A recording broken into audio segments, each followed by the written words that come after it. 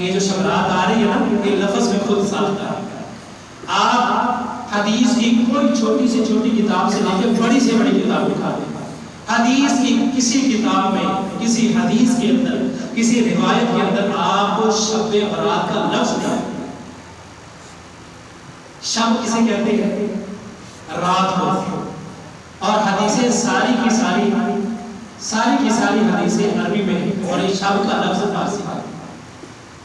برات، اب یہ تین طرح سے لفظ استعمال ہوتا ہے برات۔ ایک تو بارات ہوتی ہے، وہ جو ایک فوج لے کے جاتے ہیں لڑکی والوں کے گھر میں حملہ کرنے کے لیے، ایک تو وہ ہوتی ہے۔ دوسرا براءت ہوتی ہے عربی زبان، جیسے سورۃ توبہ کا آغاز ہے، براءۃ من اللہ و رسولہ، اللہ تعالیٰ اور اس کا رسول مشرکین سے اعلان برات کرتا ہے، بیزاری کا اظہار کرتا ہے۔ ایک تو یہ برات ہوتا ہے، اور تیسرا برات جو ہے فارسی کا بھی لفظ ہے۔ اگر فارسی لفظ برات کو دیکھا جائے، اس کی ڈیفینیشن یہ ہے، کوئی بھی جو آپ کسی چیز کا حصہ نکالتے ہیں، حصہ، ایک حصے کو برات کہتے ہیں۔ اب آپ ساری چیزوں کو مد نظر رکھیں تو دیکھیں کہ شب برات چیز بنتی ہے، یہ لفظ ہی خود سالتا ہے، اور کوئی روایت اس کی فضیلت میں ثابت نہیں ہے۔ اور جو روایت پیش کرتے ہیں حضرت عائشہ رضی اللہ تعالیٰ عنہ کی، حضرت علی رضی اللہ عنہ کی، کہ نبی صلی اللہ علیہ وسلم وہ شعبان کی 15ویں تاریخ تھی تو بقیع قبرستان کے اندر گئے تھے، وہ اس رات کی بات نہیں ہے، وہ رمضان کے اندر گئے تھے اللہ کے رسول اللہ صلی اللہ علیہ وسلم۔ اور بات کہتے ہیں کہ یہ وہ رات ہے کہ جس میں نا لوگوں کے فیصلے کیے جاتے ہیں۔ اللہ اکبر، فیصلے کیے جانے کی رات یہ نہیں ہے، وہ لیلۃ القدر، فیصلے کیے جانے کی رات قدر کی رات ہے۔ اللہ تعالیٰ کیا فرماتے ہیں؟ اِنَّا أَنزَلْنَاهُ فِي لَيْلَةٍ مُبَارَكَةٍ إِنَّا كُنَّا مُنذِرِينَ فِيهَا يُفْرَقُ كُلُّ أَمْرٍ حَكِيمٍ، کہ ہم نے اس قرآن کو بابرکت رات میں نازل کیا ہے، اور یہ وہ رات ہے بابرکت رات جس میں ہر حکمت والے کام کا فیصلہ کیا جاتا ہے۔ اور آپ ایمان سے بتائیں، مسلمانوں کا بچہ جانتا ہے کہ قرآن کس رات نازل ہوا تھا؟ وہ رمضان کی قدر کی رات، لیلۃ القدر میں نازل ہوا تھا، شعبان کی 15ویں کو نازل نہیں ہوا تھا۔ اس لیے جس رات فیصلے ہوتے ہیں، قرآن نے یہ واضح کر دیا ہے کہ یہ وہ رات ہے جس میں قرآن نازل کیا گیا ہے۔ اور قرآن کے بارے کیا فرمایا اللہ تعالیٰ نے؟ اِنَّا أَنزَلْنَاهُ فِي لَيْلَةِ الْقَدْرِ، ہم نے قرآن کو قدر والی رات میں نازل کیا ہے۔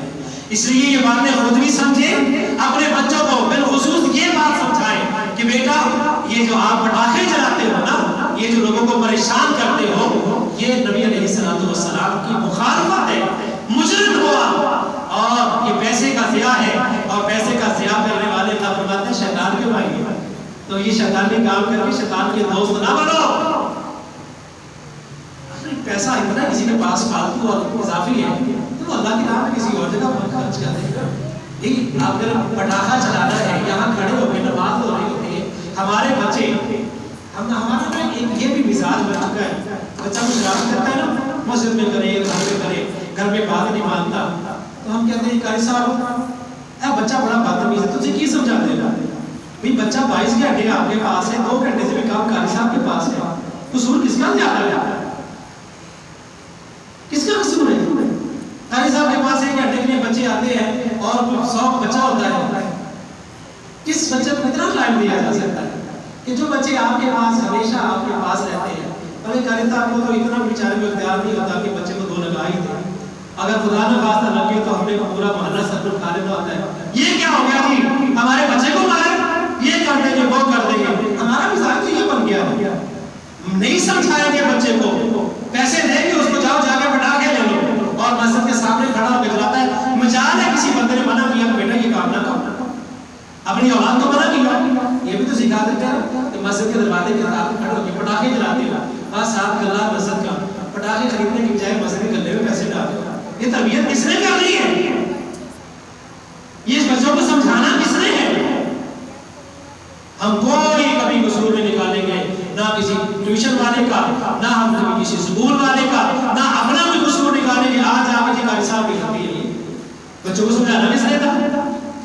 اختیار دے اپنے والے قاری صاحب کو، اپنے والے جو اپنے پاس ہوتے ہیں نا، ڈنڈا پکڑ لیا، جو بچہ نہیں مانتا اس کی وہ جو ہے نا وہ پریڈ شروع کر دی، یہ دیکھ لیا صاحب کو، پھر پتا چلتے کہ سیدھے کیسے ہوتے ہیں۔ ادھر سے تو ہم بچے کو ہلاشا نہیں دیتے ہیں، یہ میں اس لیے باتیں کر رہا ہوں، یہ چیزیں تجربات میں آتی رہتی ہیں، مشاہدات میں آتی ہیں، ہم سب اس بات کے مجرم ہیں۔ میں اپنے بچے کو خود تو جتنا مرضی مار لوں، ٹارچر کر لوں، اگر قاری صاحب نے کچھ کہہ دیا میں اسی وقت چلا جاؤں گا، آپ کی ضرورت کیسے ہوئی مارنے کی؟ اور بعض لوگوں کا تو رویہ انتہائی احمقانہ اور جاہلانہ ہوتا ہے، اسے اندازہ ہی نہیں ہوتا کہ ہم کس سے بات کر رہے ہیں، کس انداز سے بات کر رہے ہیں۔